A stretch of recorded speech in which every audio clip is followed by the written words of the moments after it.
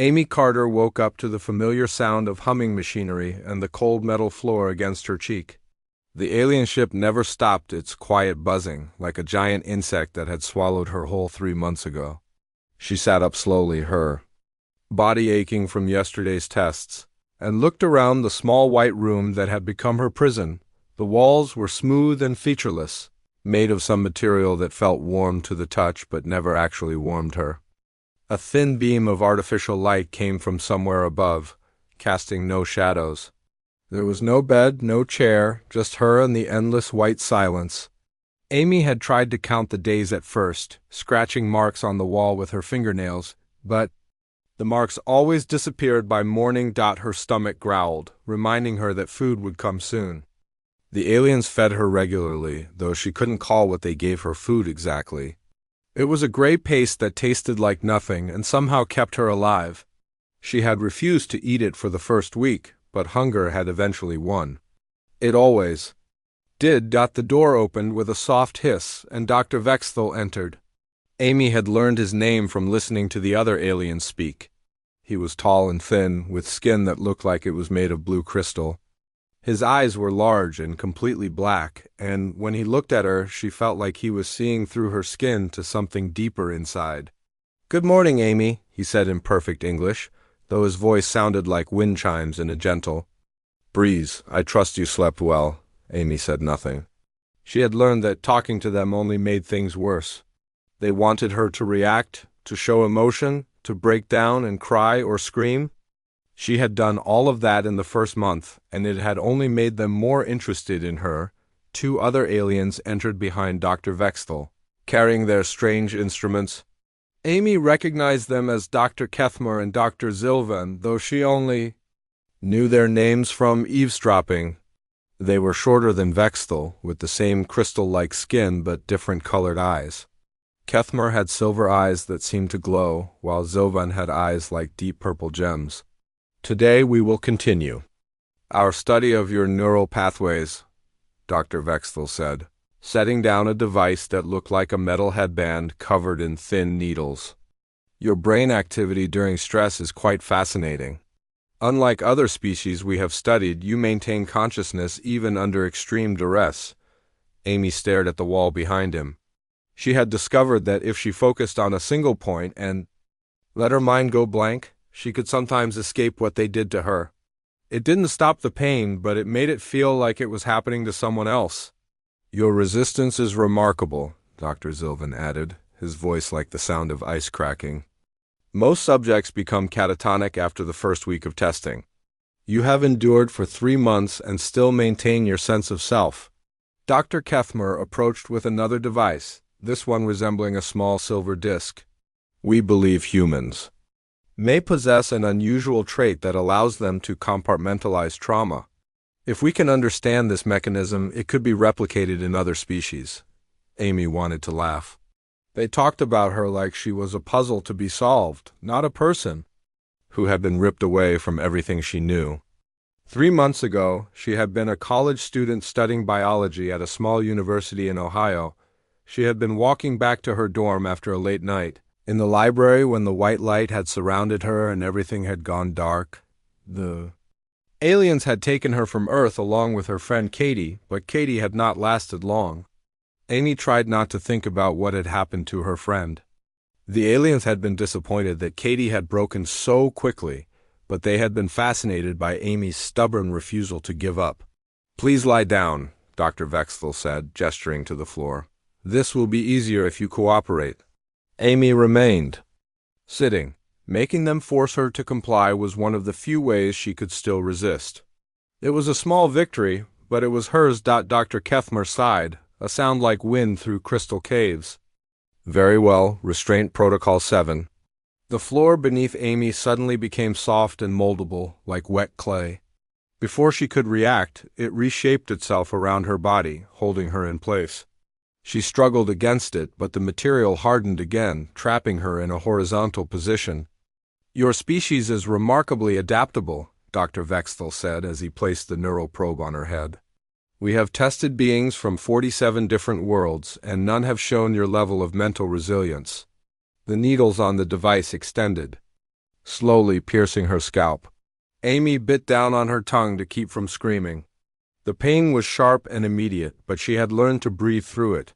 She focused on her breathing in and out, while the aliens watched their instruments with interest. Fascinating, Dr. Zilvin murmured. Her brain activity actually increases under stress rather than decreasing. Look at these theta wave patterns. Amy couldn't see their instruments, but she could feel what they were doing to her. The needles sent electrical currents through her brain, mapping her thoughts and reactions.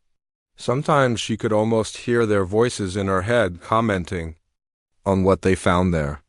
The hippocampus is particularly active, Dr. Kethmore noted. She's forming new neural pathways even during the procedure. This is unprecedented. Hours passed. Amy drifted in and out of consciousness as the aliens continued their tests. She had learned to let her mind wander during these sessions, to think about home and the life she had lost. Sometimes she imagined her parents looking for her, filing police reports and organizing search parties. Other times she pictured her little brother Danny, probably wondering why she hadn't called him in months. When the session finally ended, Amy felt drained and hollow. The aliens removed their devices and made notes on their tablets while she lay motionless on the floor. The material holding her slowly softened and returned to its normal state. "Same time tomorrow," Dr. Vexthal said as they prepared to leave. "Your cooperation is appreciated, though not required." Amy said nothing as they filed out of the room. She waited until the door closed before allowing herself to cry.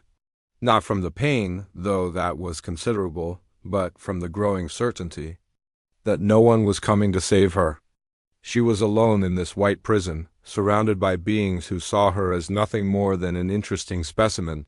But even as despair washed over her, something else stirred in the depths of her mind. A small flame of defiance that refused to be extinguished. They could hurt her body and probe her brain, but they couldn't touch the part of her that remained absolutely, stubbornly human. And somehow that felt like the beginning of something important. Amy felt different when she woke up that morning. Something had changed during the night, though she couldn't put her finger on what it was. The humming of the ship seemed louder, more alive somehow. She could almost hear voices in the sound. Whispers of beings she had never met. Dr. Vexthal arrived earlier than usual, bringing with him a new device that looked more complex than anything they had used before. It was shaped like a helmet with dozens of thin wires hanging from it, each ending in a small crystal that pulsed with soft blue light. "Today we will attempt a deeper neural scan," he announced, setting the device on the floor beside her. "We want to understand how your species processes memory and emotion under extreme conditions." Amy watched him prepare the equipment with growing unease. Something about today felt different, more dangerous than their usual tests.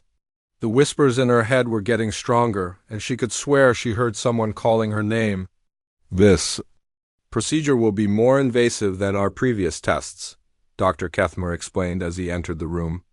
"We will be accessing your deepest memories and emotional responses. It may cause some discomfort." Amy almost laughed at the word discomfort. Everything they did to her caused far more than discomfort, but she had learned that the aliens preferred clinical terms for what was essentially torture. Dr. Zilvin joined them, carrying a tablet that displayed what looked like a map of her brain. "Her neural patterns have been changing over the past week," he said to the others. "There's increased activity in regions we've never seen active in other subjects." The floor beneath Amy began to soften again, but this time she didn't resist. She had learned to save her strength for when it mattered most. As the material hardened around her, she closed her eyes and tried to prepare herself for whatever was coming. The helmet was heavier than it looked. When they placed it on her head, Amy felt the weight of it pressing down on her skull. The crystals made contact with her skin, and immediately she felt a strange tingling sensation spreading through her body. "Beginning neural interface, Doctor," Vexthal announced. The moment the device activated, Amy's world exploded into chaos. Instead of the usual sharp pain, she felt like her mind was being torn apart and rebuilt at the same time. But something was wrong. Something the aliens hadn't expected. Amy could suddenly hear their thoughts. Dr. Vextel was thinking about how her brain patterns reminded him of something he had seen before, but he couldn't remember what. Dr. Kethmore was worried about the power readings on his instruments, which were climbing far beyond normal levels. Dr. Zilvan was fascinated by the way her neurons were firing in patterns that seemed to defy their understanding of biology, but there were other voices too, voices that didn't belong to the aliens in the room. Amy could hear beings crying out in pain and fear from somewhere else on the ship. She could feel their suffering as if it were her own. "The readings are off the charts," Dr. Kethmer said aloud, his voice tight with concern. "I've never seen neural activity like this." Amy's eyes snapped open, and for the first time in months she spoke directly to her captors. "I can hear them," she said, her voice stronger than it had been in weeks. "I can hear all of them." The aliens exchanged glances. Dr. Vextel leaned closer to examine her face. "Hear whom?" "The others," Amy said, her voice growing stronger with each word. "The ones you've been testing. They're scared and hurt and they want to go home. Just like me. Double quotes. Dr. Zilvan checked his instruments frantically. "Her brain is somehow accessing our ship's communication network. That should be impossible." Amy could feel something building inside her, like pressure behind a dam that was about to burst. The voices in her head were getting clearer, and she could now distinguish between different species and individuals. There was a being that felt like warm sunlight who came from a world of endless forests. Another felt like cool water and came from an ocean planet. A third felt like solid rock and came from a world of deep caves. "Make it stop," Dr. Kethmer said, his voice rising in panic. "The neural feedback is increasing exponentially." But Amy didn't want it to stop. For the first time since her capture, she felt connected to something beyond her white prison. She could sense the layout of the ship through the minds of the other prisoners. She could feel the fear and pain of dozens of beings, but also their hope and their desire for freedom. "You don't understand what you've done," Amy said, looking directly at Dr. Vextel. "You've been torturing us for so long that we've started to connect to each other. We're not separate anymore." The equipment around her began to spark and smoke. The crystals on the helmet were glowing brighter than ever before, and Amy could feel electrical energy crackling through her body. But instead of pain, it felt like power. Dr. Vextel tried to remove the helmet, but when he touched it, he cried out and stumbled backward. Amy could see his thoughts clearly now, and what she saw there made her angry. He didn't see her as a person at all.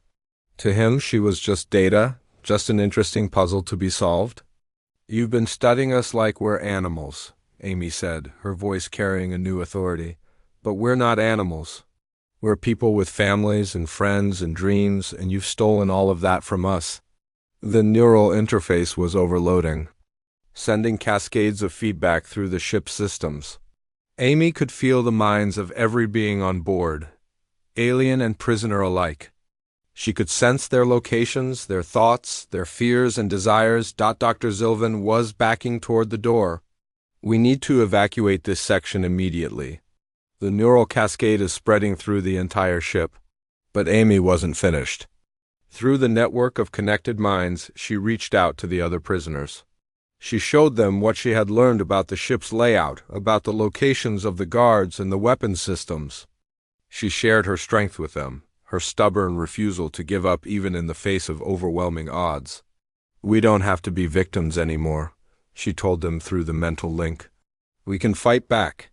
The response was immediate and overwhelming.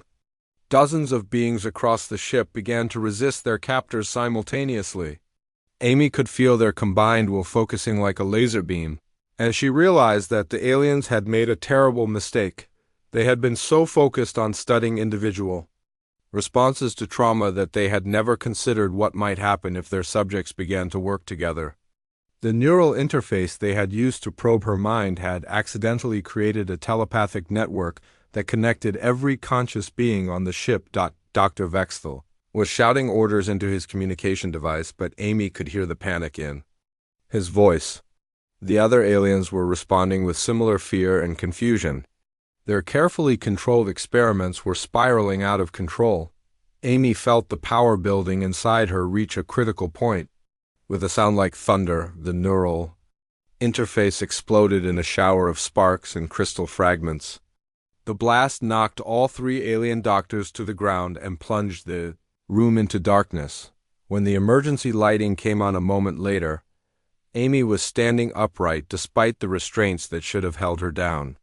The material that had trapped her was now cracked and brittle. Crumbling away at her touch, she looked down at the stunned aliens and smiled for the first time in months. Now you're going to learn what it feels like to be helpless. Amy stepped over the broken pieces of the neural interface and walked toward the three aliens who were still lying on the floor. Dr. Vexthal tried to crawl away from her, but she could read his thoughts clearly now. He was terrified, not just of what she had become, but of what his superiors would do to him when they discovered his experiment had gone wrong. "Don't be afraid," Amy said, her voice carrying a strange new quality that seemed to echo in the small room. "I'm not going to hurt you the way you hurt us." Through the telepathic network that now connected her to every conscious being on the ship, Amy could feel the other prisoners beginning to break free from their restraints. The mental connection had given them strength and coordination they had never possessed before. She could sense their locations throughout the massive vessel, scattered across dozens of testing chambers and holding cells. Dr. Kethmore managed to stand up, his crystal-like skin flickering with patterns Amy had never seen before. "What have you done to us?" he demanded, though his voice shook with fear. Amy tilted her head, studying him with new understanding. "I can see your memories now," she said quietly. "I can see everything you've done, not just to me but to all of us." The knowledge that flowed through the telepathic network was overwhelming. Amy could feel the experiences of beings from dozens of different worlds, each one taken from their families and subjected to the same cruel tests. She saw through the eyes of Krender, a warrior from a desert world who had been captured while defending his village. She felt the pain of Yilmoth, a peaceful farmer from a water world who had never harmed anyone in his life. She experienced the terror of Zithara, a young scholar who had been studying ancient texts when the Zealothi had taken her. "You've been doing this for centuries," Amy said, her voice growing stronger as she absorbed more memories. "Thousands of beings, maybe millions, all torn away from their homes and families so you could study them like laboratory animals." Dr. Zilvan was backing toward the door, but Amy could sense his thoughts clearly. He was trying to activate a security protocol that would flood the room with a paralytic gas, but the ship's systems were no longer responding to his commands. The telepathic network had somehow interfaced with the vessel's computer systems, giving the prisoners access to functions they had never been meant to control. "The ship is fighting back," Amy said, reading his confusion. "We're not just connected to each other anymore. We're connected to everything." Through the network, Amy could feel other prisoners taking control of their sections of the ship. Krender had overpowered his guards and was now freeing beings from nearby cells. Yilmoth had used his knowledge of water systems to flood an entire deck, forcing the aliens to evacuate. Zithara had accessed the ship's database and was downloading information about the locations of other Zealothi research vessels. But as Amy absorbed more memories from the network, she began to understand something far more terrible than individual acts of cruelty. She could see the bigger picture now, the true scope of what the Zealothi Empire had been doing. "This isn't just about research," Amy said, her voice taking on a quality that made the walls of the room seem to vibrate. "You're not trying to understand. You'll say you're trying to find the perfect slave race." Dr. Vexthal's thoughts confirmed what she had suspected. The Zealothi had been testing different species to find ones that could be broken and controlled, while also looking for traits that could be extracted and used to enhance their own people. They had been stealing the best qualities from dozens of civilizations to make themselves stronger. "The pain you've caused," Amy continued, her awareness expanding beyond the ship to touch the quantum field that connected all conscious life.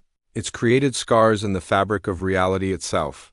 Every time you torture someone, every time you break a mind or destroy a spirit, you damage something fundamental in the universe. The aliens were no longer trying to escape. They were staring at Amy with a mixture of fear and fascination as she continued to change before their eyes. Her body was becoming translucent, and soft light seemed to emanate from her skin. But more importantly, her consciousness was expanding to touch something vast and ancient that had been waiting for someone strong enough to access it. "I can feel them all," Amy said, her voice now carrying harmonics that seemed to come from multiple dimensions at once. "Every being you've ever tortured, every mind you've broken, every spirit you've crushed. Their pain is woven into the quantum consciousness that connects all life, and it's been building for centuries." Through the network, Amy could sense that. The other prisoners were experiencing similar transformations. The shared trauma and the connection to the universal consciousness field were awakening abilities that had been dormant in their species for millennia. But Amy, as the focal point of the network, was changing most dramatically of all. "You made a mistake when you chose to test a human," Amy continued, her form now flickering between solid matter and pure energy. "We're not the strongest or the smartest or the most advanced species you've encountered. But we have something you don't understand.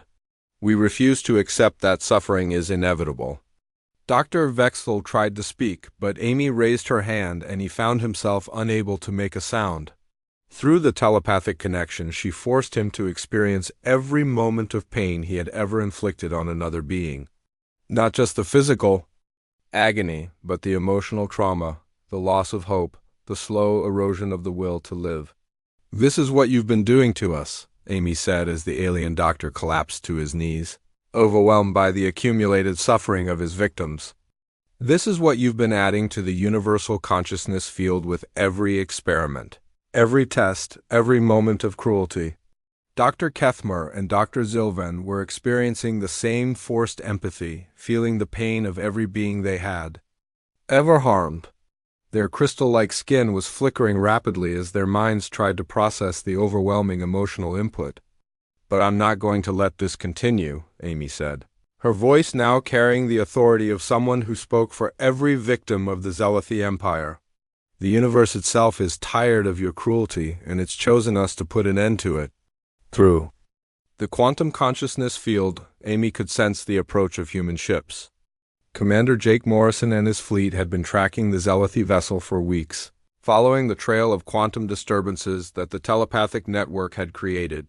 But they were still hours away, and Amy realized that the transformation happening on the ship couldn't wait for rescue.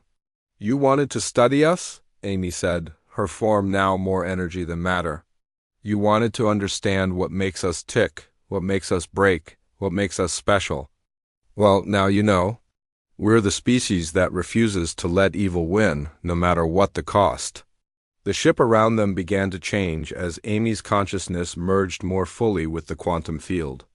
The white walls of her prison became transparent, revealing the vast network of connected minds that now spanned the entire vessel. Every prisoner, every guard, every scientist was part of the same web of consciousness, and Amy stood at the center of it all.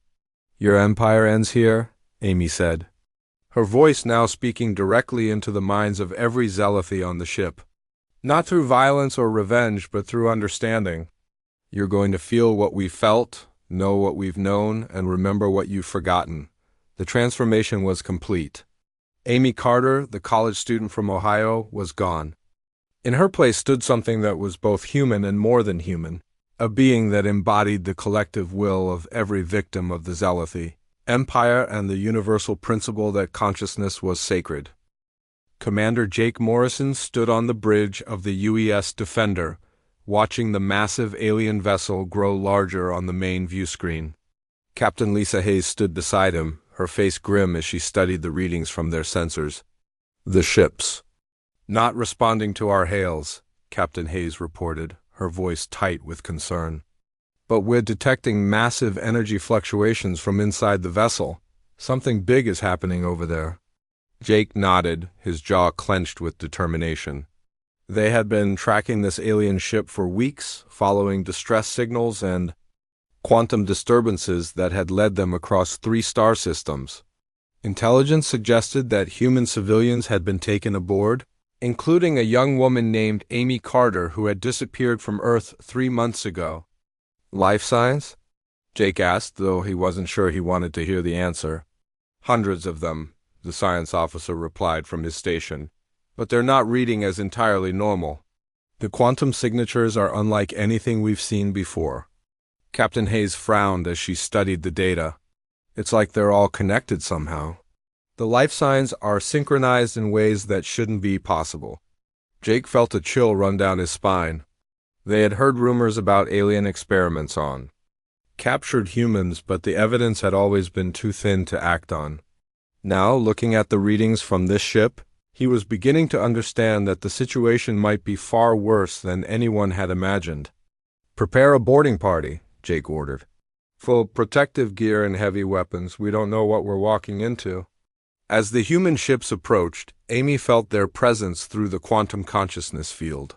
She could sense Jake's determination, and Lisa's fear, but also something else, something that made her remember what she had almost forgotten in her transformation. She could feel their humanity, their connection to the same world she had once called home. "They're coming," Amy said, to the 3 alien doctors who were still kneeling on the floor of what had once been her prison. "My people are coming to take me home." Dr. Vexthal looked up at her with eyes that now held a depth of understanding they had never possessed before. The forced empathy Amy had inflicted on him had changed him fundamentally, making him feel every moment of pain he had ever caused. "You could leave with them," he said quietly. "You could return to your old life." Amy laughed, but there was no humor in the sound. "My old life? Do you think I can ever go back to being a college student? After what you've done to me? After what I've become?" Through the telepathic network, Amy could feel the other prisoners throughout the ship. They were all looking to her for guidance, for leadership, for salvation. Beings from dozens of worlds who had been broken by the Zealothy's experiments now saw her as their only hope for freedom. "I can feel them all," Amy said, her translucent form flickering between dimensions. "Every being you've ever tortured, every mind you've broken. They're all part of me now, and I'm part of them. How can I abandon them to save myself?" Dr. Kethmar struggled to his feet, his crystal-like skin now dull and cracked. "What do you want from us?" he asked, his voice barely above a whisper. "I want you to understand," Amy replied, her voice carrying the weight of collective suffering. "I want you to feel what we've felt, to know what you've done, and to make sure it never happens again." The boarding party from the human ships was making their way through the alien vessel, following corridors that seemed to reshape themselves as they moved. Jake led the team, his weapon ready, but every room they entered was empty of aliens. Instead, they found beings from dozens of different species, all of them freed from their restraints and all of them looking at something in the distance with expressions of reverence and hope. "This way," said a tall, thin being with golden skin who approached them without fear. "She is waiting for you." Jake and his team followed the alien through corridors that seemed to pulse with soft light. The walls were no longer the sterile white of a research facility, but had become something organic and alive, as if the ship itself was transforming along with its occupants. "Who is waiting for us?" Captain Hayes asked, but the golden-skinned being simply smiled and continued walking.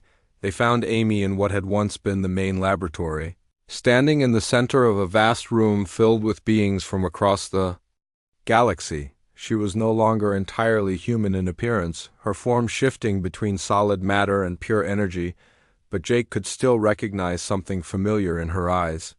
"Amy Carter?" he said, stepping forward despite the overwhelming presence. She radiated. "We're here to take you home." Amy looked at him with eyes that held the accumulated wisdom of countless civilizations. "Home," she said, and the words seemed to echo through dimensions. "I remember home. I remember being human. But I can't go back, Jake, not after what I've become." The aliens who had once been her captors were scattered throughout the room. No longer the confident scientists who had tortured her for months. They knelt among the freed prisoners, their minds overwhelmed by the empathy Amy had forced upon them. What happened here? Captain Hayes asked, her voice filled with awe and fear. They wanted to study us, Amy explained, her voice carrying harmonics that seemed to come from multiple beings speaking in unison. They wanted to understand what makes different species tick, what breaks us, what makes us special. They found their answer. Jake could feel the weight of her presence pressing down on him, but he forced himself to step closer. Amy, you're still human. You can still come home with us. Am I? Amy asked, and for a moment her form solidified enough that she looked almost like the college student she had once been. Or am I something else now? Something that belongs to all of these beings who have suffered? Through the quantum consciousness field, Amy could sense the approach of other Zealothi ships, drawn by the distress signals from the research vessel. She could feel the fear and confusion of the alien commanders as they tried to understand what had happened to their carefully controlled experiment. They're coming, Amy said, her attention turning to the approaching fleet. More ships, more soldiers, more scientists who think they can study us and use us and throw us away when they're done. The freed prisoners around her began to move, not with panic, but with purpose. They had been connected to Amy's consciousness for hours now, and they understood what needed to be done. The quantum field that linked them all was growing stronger, expanding beyond the ship to touch the approaching vessels. This is our choice, Amy said, looking directly at Jake. We can let them rescue us, take us back to our home worlds, and pretend that what happened here doesn't matter. Or we can make sure that what happened to us never happens to anyone else. Jake could see the conflict in her eyes, the struggle between the human girl who wanted to go home and the cosmic force she had become. What are you asking me to choose? Not asking you to choose, Amy replied. I'm telling you that I've already chosen. I can't go back to being just human when there are beings across the galaxy who need someone to protect them from predators like the Zealothi. The ship around them began to change more dramatically, its walls becoming transparent as Amy's consciousness merged more fully with the quantum field. Jake could see the approaching alien fleet through the hull, their ships bristling with weapons, and filled with beings who had no idea what they were about to face. Amy, Jake said one last time, you don't have to do this alone. She smiled then, and for a moment she looked exactly like the young woman she had been before her capture. I'm not alone, she said. I'm connected to every conscious being in the universe, and they're all tired of being victims. The transformation was accelerating now, and Jake realized that he was witnessing something that would change the balance of power in the galaxy forever. Amy Carter, the college student from Ohio, was becoming something that would make the Zealothi Empire's worst nightmares come true. Amy's transformation reached its final stage as the Zealothi fleet arrived. Her form was now more energy than matter, shifting between dimensions as she connected fully with the quantum consciousness field that linked all sentient life. The ship around her had become transparent, its walls dissolving as her awareness expanded to encompass the entire vessel and beyond. Jake Morrison watched in amazement as Amy rose from the floor, her feet no longer touching the ground. The freed prisoners throughout the ship were kneeling now, not in submission but in recognition of what she had become. Beings from dozens of worlds, all victims of Zealothi cruelty, looked up at her with expressions of hope and reverence. She is the awakened one, whispered Krender, the warrior from the desert world. The one who breaks all chains? She is the voice of the voiceless, added Yelmuth, the farmer from the water world. The one who speaks for those who cannot speak. Amy heard their words through the telepathic network, but she also felt their deeper meaning. She had become something more than just a person seeking revenge. She had become a symbol, a force that represented the collective will of every being who had ever suffered under the Zealothi Empire. The alien fleet was massive. 12 ships bristling with weapons and filled with soldiers who had come to reclaim their lost research vessel. Admiral Thekvar, the fleet commander, had been conducting these kinds of operations for decades. He expected to find escaped prisoners, and perhaps some minor technical difficulties, nothing that couldn't be handled with overwhelming force. But as his ships approached, something unprecedented happened. The quantum consciousness field that Amy had accessed began to expand, reaching out to touch the minds of every being in the approaching fleet. Suddenly, the Zealothi soldiers found themselves experiencing emotions they had never felt before. "What is happening to us?" Admiral Thekvar demanded as his crew began to collapse around him. Overwhelmed by waves of empathy and understanding, through the network, Amy could feel the confusion and fear of the alien soldiers. For centuries, the Zealothi had suppressed their capacity for empathy, believing it made them weak. They had built their empire on the suffering of others precisely because they couldn't feel the pain they caused. "Now you will understand," Amy said, her voice carrying across space to reach every mind in the fleet. "Now you will feel what we have felt." The effect was immediate and devastating.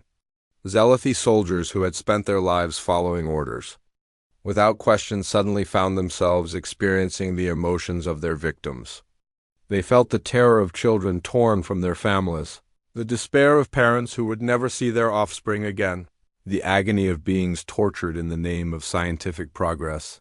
Admiral Thekvar tried to maintain control of his fleet, but his crews were no longer capable of following orders.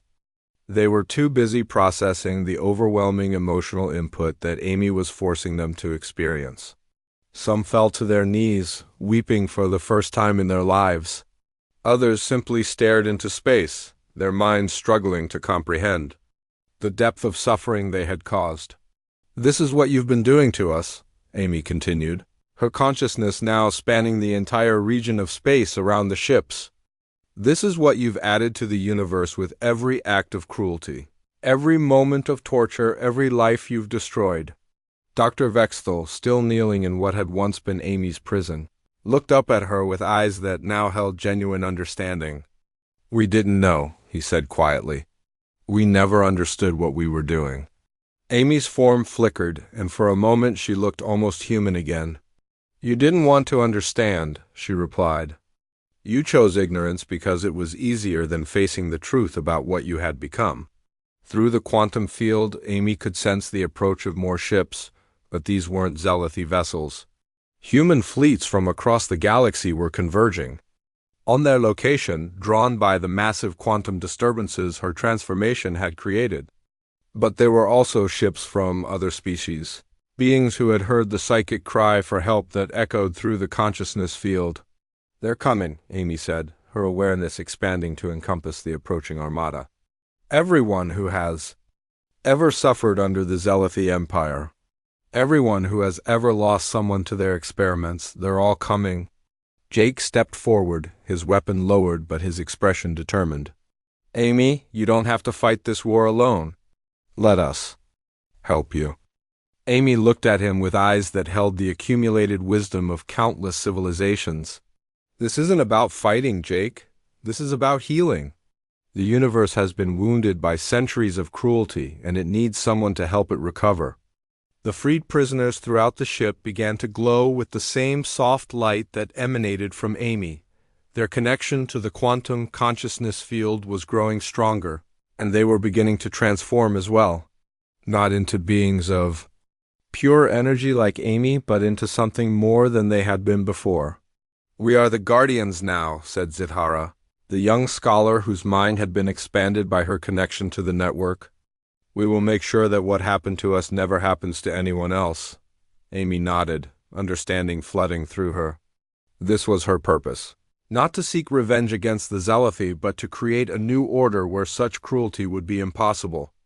The quantum consciousness field that connected all sentient life would be protected by beings who understood the true cost of causing suffering. "The Zealothi Empire ends today," Amy announced, her voice carrying to every ship in the area. "Not through violence or destruction, but through understanding. You will feel what your victims felt, know what they knew, and remember what you tried to forget." The transformation of the Zealothi fleet was complete. Admiral Thekvar and his crews were no longer capable of following their old orders. They had been fundamentally changed by the forced empathy Amy had inflicted on them, made incapable of causing harm to others. "What happens to us now?" Dr. Vexthal asked, his voice filled with genuine remorse. Amy's form solidified enough that she could look directly at him. You become what you should have been all along, she said. Beings who understand that consciousness is sacred, that suffering is not acceptable, and that the universe is too vast and beautiful to be filled with cruelty. Jake watched as Amy began to fade, her consciousness expanding beyond the physical realm to touch the quantum field that connected all life. "Where are you going?" he asked. "Everywhere," Amy replied, her voice now coming from all directions at once. "I'm becoming part of the universal consciousness, the guardian who watches over all sentient life. Whenever someone tries to cause the kind of suffering the Zealothi inflicted, I'll be there to stop them." The ship around them began to change, transforming from a vessel of torture into something beautiful and peaceful. The walls became transparent, revealing the vast network of stars and planets that stretched across the galaxy. The freed prisoners looked around in wonder, seeing the universe as it truly was for the first time. "Remember me," Amy said, as her form became increasingly translucent. "Remember that even the smallest person can change the course of history if they refuse to give up. Remember that consciousness is sacred, and that those who violate it will always face consequences." Her final words echoed through the quantum consciousness field, reaching every sentient being in the galaxy. I was just a girl who refused to break. Now I am the promise that no one will have to endure what I did. The universe itself will not allow it. Amy Carter, the college student from Ohio, dissolved into pure energy and became one with the cosmic force that protects all conscious life.